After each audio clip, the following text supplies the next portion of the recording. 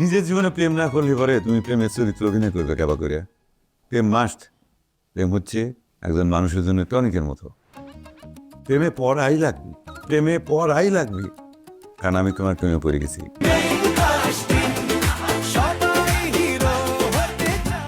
ভাইয়ের আসতে আর কতক্ষণ লাগবে?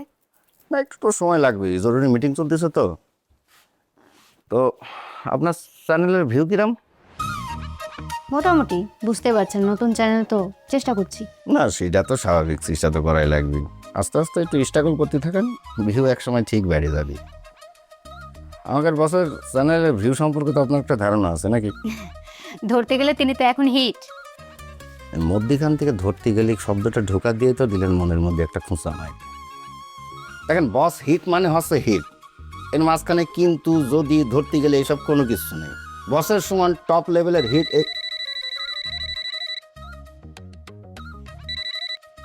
ভাবি, আসসালামু আলাইকুম। কিটা বস,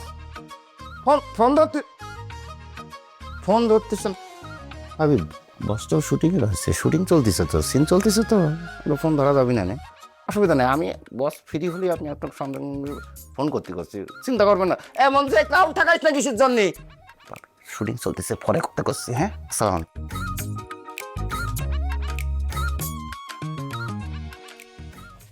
না, বুঝতেই তো পারতেছেন, সব কিছু একটু ম্যানেজ করতে হয়। আর সব কিছু ম্যানেজ করতে পারি বলেই তো বস এত বড় একটা প্রজেক্টের দায়িত্ব আমার কাছে। সত্যি আমি কিন্তু খুব ভয় পেয়ে গেছিলাম। কিসির ভয়? প্রজেক্ট বন্ধের খবরে প্রত্যেক কেমন করে বন্ধ হবে? এরকম সামান্য একটা ঘটনা যদি আমি হ্যান্ডেল করবেন না পারি, তাহলে এবারে এত বড় হিট ডাইরেক্টর কেমন করে হয়েছি আমি? তাও তো আমার জন্য আপনার কত রকম ঝামেলা সামাল দেওয়া লাগলো, তাই না? তোমার জন্য ঝামেলা? কথাটা ঠিক করলে না, দোষটা হয়তো আমারই, কারণ আমার এই প্রজেক্টের সাথে তোমার দরকার। যত বাধা আসুক, যত বিপত্তি আসুক, সেই বাধা অতিক্রম করতে আমি রাজি আছি। ভাইয়া, আপনি যেভাবে আমার উপর ভরসা করতেছেন তাতে কিন্তু দিন দিন আমার ভয় আরো বেড়ে যাচ্ছে। ভয় পানি করে তো চলবি না। ভয়, ভীতি, বাধা, সংকোচ সব কিছুর ঊর্ধ্বে যাও। আমি তোমাকে রানীর থেকে কুইন বানাইছি, ইনশাল্লাহ কুইন থেকে আমি তোমাকে সুপারস্টার কুইন বানাবো। খালি তোমার যেটা করা লাগবে, মানে আমাকে ভুলে যায় না, কারণ নায়িকা করে কিন্তু ভুলে যাওয়ার অভ্যেস বেশি। কি বলতেছেন ভাইয়া? আমি জীবনে কোনোদিনও আপনাকে বলবো না ভাইয়া। আমি যত বড় স্টারই হই না কেন, আমি জানি না কি হইতে পারবো, আপনার প্রতি আমি সারা জীবন কৃতজ্ঞ থাকবো। আপনি আমার গুরু।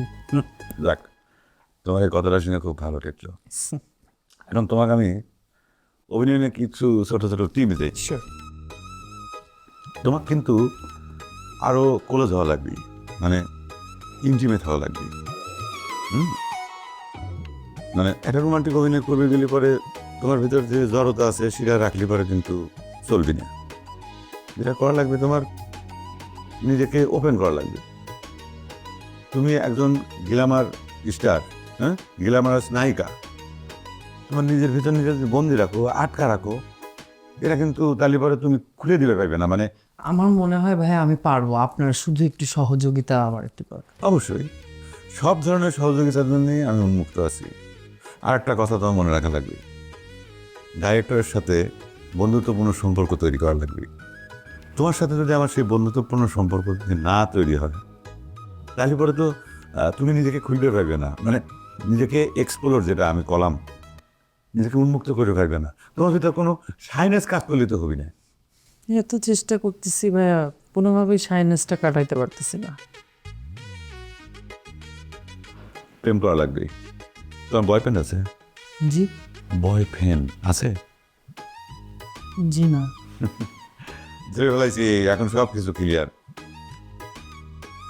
নিজের জীবনে প্রেম না করলে পরে তুমি প্রেমের চরিত্র অভিনয় করবে কেবা করে? প্রেম মাস্ট। প্রেম হচ্ছে একজন মানুষের জন্য টনিকের মতো। প্রেমে পড়াই লাগবে, প্রেমে পড়াই লাগবে, কারণ আমি তোমার প্রেমে পড়ে গেছি। সত্যি করছি।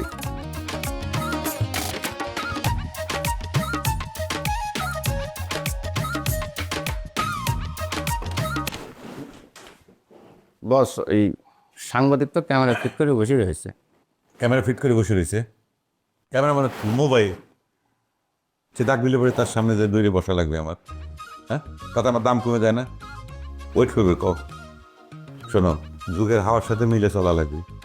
যাও আসতেছি, আচ্ছা দরজা বন্ধ করে দিয়ে যাও। ঠিক আছে।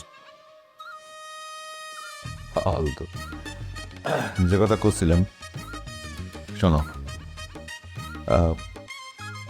তুই একটু ওয়েট করো, আমি ইন্টারভিউটা দিয়ে আবার আসতেছি। আর ওই শেষের যে কথাটা করলাম, কি কইছি কত প্রেমে পড়া লাগবে। আমি তোমার প্রেমে পড়ে গেছি, এই কথাটা কিন্তু বললি চলবে। ঠিক আছে? হ্যাঁ ঠিক আছে।